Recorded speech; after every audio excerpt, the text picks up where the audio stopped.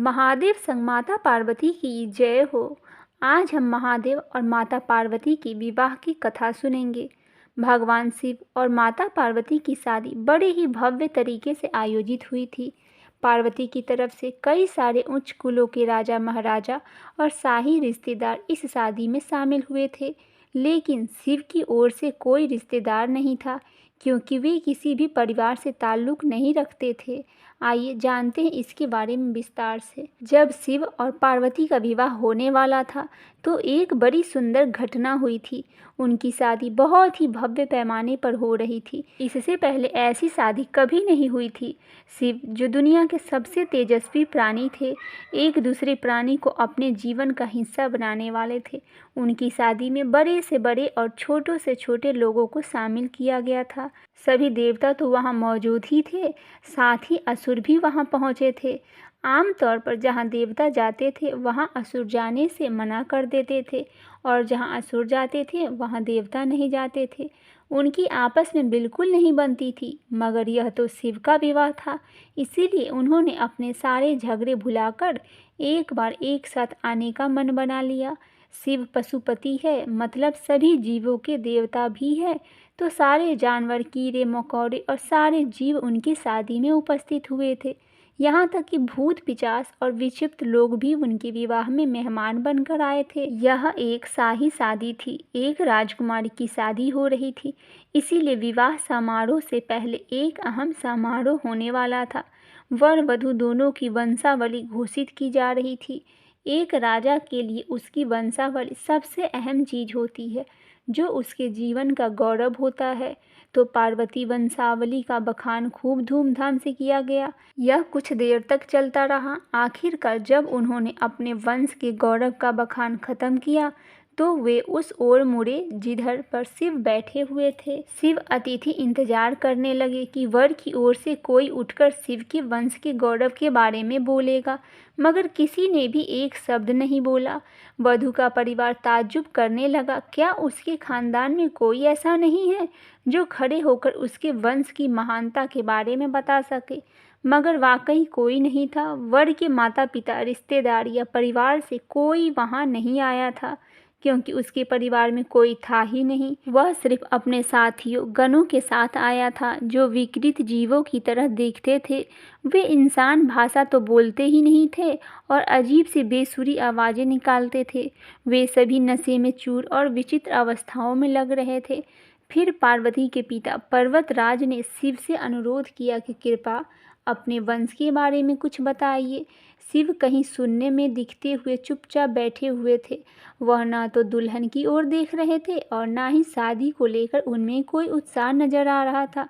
वह बस अपने गणों से घिरे हुए बैठे थे। वधू पक्ष के लोग बार बार उनसे यह सवाल पूछते रहे, क्योंकि कोई भी अपनी बेटी की शादी ऐसे आदमी से नहीं करना चाहेगा जिसके वंश का अता पता ही ना हो।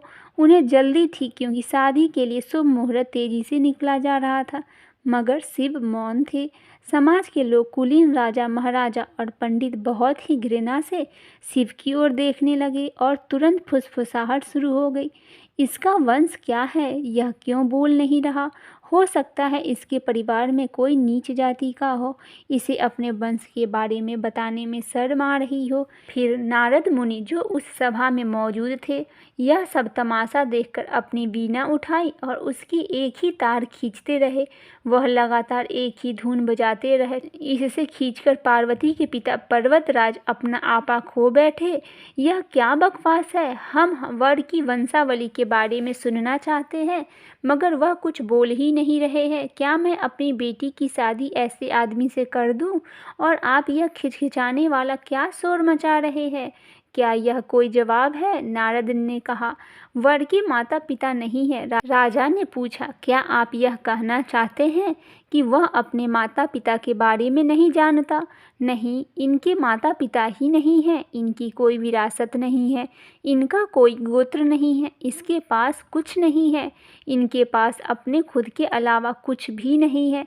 पूरी सभा चकरा गई। पर्वतराज ने कहा, हम ऐसे लोगों को जानते हैं जो अपने माता पिता के बारे में नहीं जानते हैं। ऐसी दुर्भाग्य भाग्यपूर्ण स्थिति हो सकती है, मगर हर कोई किसी न किसी से जन्मा है। ऐसा कैसे हो सकता है कि किसी का कोई पिता और माँ न हो? नारद जी ने कहा, क्योंकि वह स्वयंभू है, इन्होंने खुद ही अपनी रचना की है। इनके ना तो पिता है और ना ही माता है, इनका ना कोई वंश है और ना ही कोई परिवार।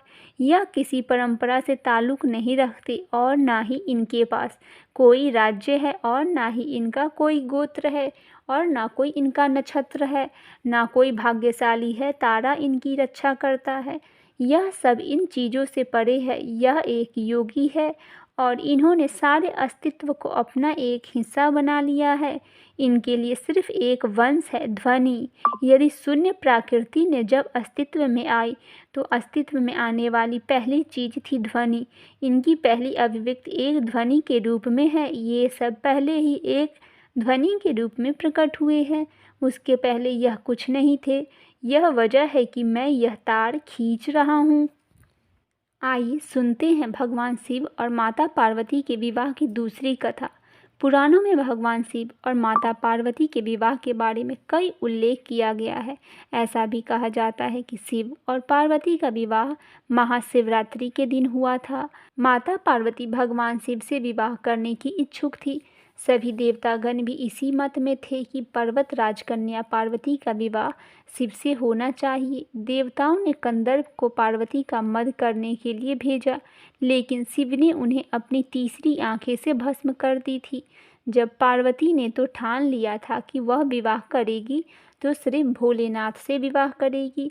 शिव को अपना वर बनाने के लिए माता पार्वती ने बहुत कठोर तपस्या शुरू कर दी।